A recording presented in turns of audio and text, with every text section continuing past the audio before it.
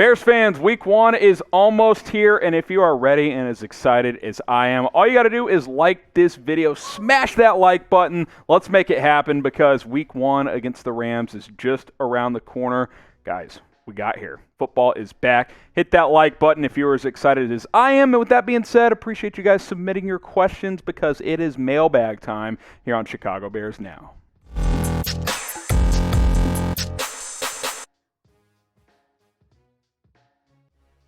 Welcome into today's Bears mailbag. I am Harrison Graham. No live show this week, so I put out a community post to ask you guys to send in some questions, which a lot of you guys did. Appreciate it. If you didn't get a question on this mailbag, you can tweet me your question at HGrahamNFL, and I will answer it as soon as I can. Justin Forrester is first up, hashtag Bears. Is there any way the Bears trade for Kyle Fuller? There's been some chatter on the internet. Oh, the Bears could be interested in Fuller. We talked about the potential of trading for Bryce Callahan, which I think is way more likely. Let me make this as clear as I possibly can. There is no way that this happens. There is no way that the Bears trade for Kyle Fuller. Imagine the optics of this. Ryan Pace cuts Kyle Fuller in March to clear $14 million, which, you know, obviously you'll watch the Bears secondary now and you're like, yeah, I wish you wouldn't have done that. But you needed to clear cap space. Could have done some other things, but they opted to cut Fuller. But 6 months later, let's trade for him. Let's trade assets for a guy that we had 6 months ago under contract. There's no way that happens. Now, could you sign him next offseason after his contract runs out in Denver? Absolutely. But I refuse to believe that Kyle Fuller gets traded to the Bears before week 1. Now, maybe it's a trade deadline scenario where Denver stinks and the Bears desperately need a corner.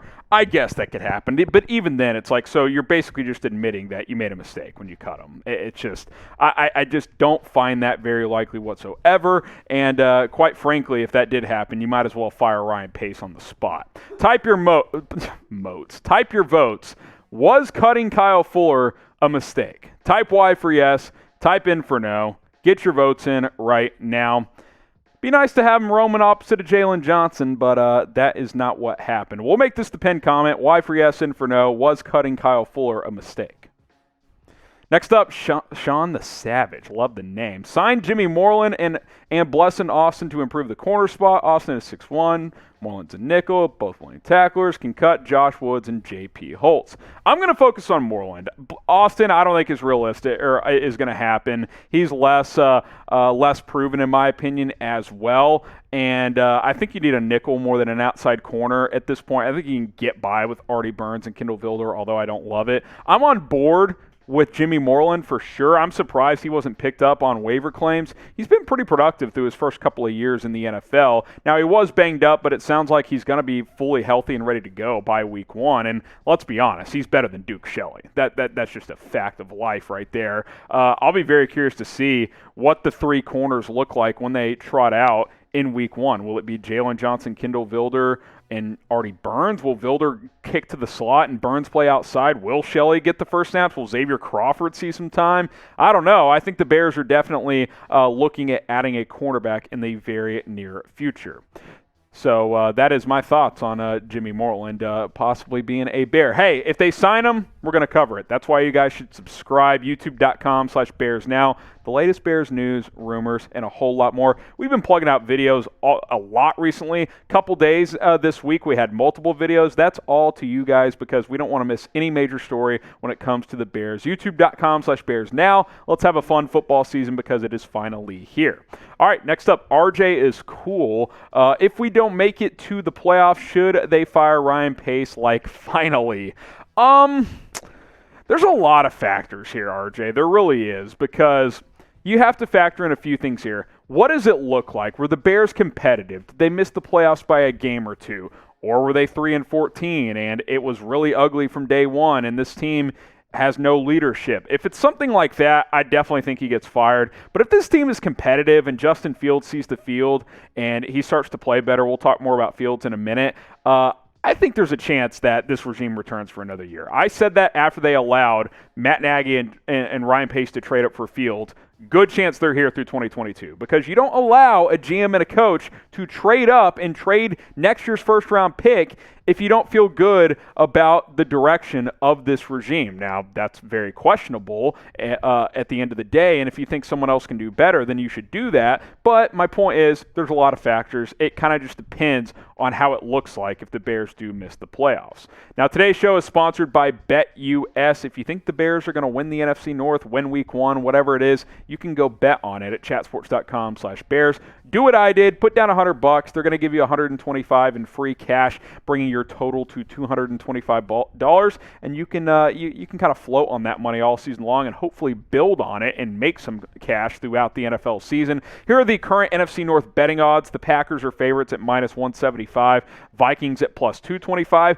Look, I'm not going to sit here and say I would pick the Bears to win the division, but I like the Bears at +500 more than the Vikings at +225. I don't think the Vikings are that much better than the Bears, if better at all. Like, I just firmly believe that. Lions stink. Don't put any money on them. But if you feel good about the Bears' chances winning the division, if you want to play it safe and bet on the Packers, you can certainly do that. Chatsports.com/Bears. Use our promo code BEARDOWN. That'll get you a 125% deposit bonus. Just some math here. You bet on the Bears, put down $10, you're going to win 50. That is what +500 means. A couple more questions here. HL Priest, always watching our videos, appreciate it. What do you think that it's going to take for Nagy to be fired in 2021, and who would you replace him with?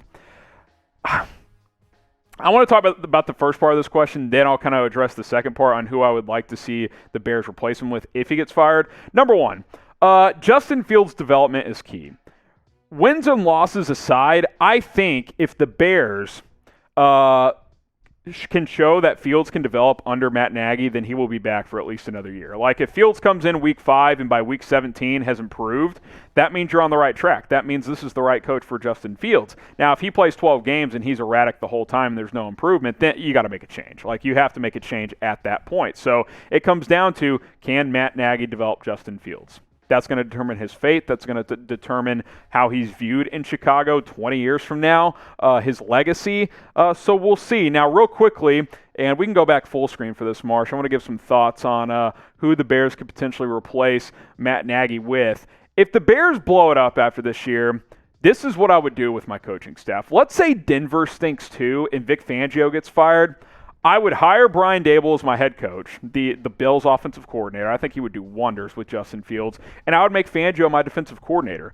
That duo, I think, would be a damn good coaching staff. Who cares what the position coaches are? I think you can make it work with those two at the helm. So that's what I would do if you fired Matt Nagy and if Fangio was available. Either way, Brian Daboll, that's a no-brainer if you got Justin Fields. Now, whose seat is hotter entering this year? If you think either of them are hot, I don't think they're as scalding as people think. Type MN for Matt Nagy, type RP for Ryan Pace. Whose seat is hotter? Who is more on the hot seat? I want to know what you guys think down in the comments. Mark Lawrence, were we able to sign Rodney Adams to the practice squad? Yes. Rodney Adams cleared waivers. He is back on the practice squad, so that is a good thing. We kind of discussed this when he got cut. This is a tough business, man. Like, what else could Rodney Adams have done in the preseason? He does everything right, makes the 53-man roster, and then Bears realize, we need a punt returner, and Nasimba Webster, and Brashad Perriman's available. We like Rodney, but he's a better player than Rodney Adams, more proven, so he gets cut. I'm glad he's back on the practice squad. I'm glad he gets an opportunity to continue to improve, continue to develop, because I think he earned a spot on this team. I'd love to see him get a chance on the active roster at some point this season, and I think there's a decent chance we will see that actually end up happening. Now, today's show is sponsored by Magic Spoon as well. If you want a protein-packed cereal, this is the place. 13 to 14 grams of protein. You've got 4 grams of net carbs, 0 grams of sugar. So you're thinking about, stop telling me about the healthy stuff. I don't care. How good is it? It's delicious, guys. It's absolutely fantastic. It tastes just like the cereal you guys have been used to throughout your childhood, but it's actually healthy for you. Tons of flavors. Blueberry, cinnamon are available for you guys. I'm a big fan of the cocoa cereal as well. Tons of flavors, frosted also. Go to magicspoon.com/bears. Get $5 off your order at checkout. You got the fruity flavor, the peanut butter. $5 off your first order. Get a box, get 4 boxes. Try all their different flavors. It's magicspoon.com/bears. We'll have a clickable link in the comments and in the description as well. All right, Joel Fernandez, you get the final word on today's mailbag. On a scale of 1 to 50, how worried are you about our secondary? So the way I scaled it is 50 equals very worried and 1 equals not worried at all. That's how I scaled it. If you were the opposite, I'm sorry. On that scale, though, I'm at like a 35. I'm more worried than not worried.